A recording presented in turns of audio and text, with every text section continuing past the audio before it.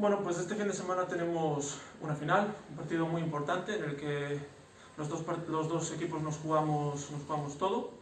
Un partido que va a ser una batalla tanto física como mental, sobre todo esta segunda parte. Un partido en el que el equipo que sea capaz de mantener la calma y estar concentrado en los momentos decisivos se va a llevar la victoria. Un partido que va a estar en pequeños detalles y un partido que se va a decidir en el final. Importante recuperar el average e intentar ganar por la mayor cantidad de puntos posible en caso de triples empates. Tenemos muchas ganas de que llegue el sábado y ganar.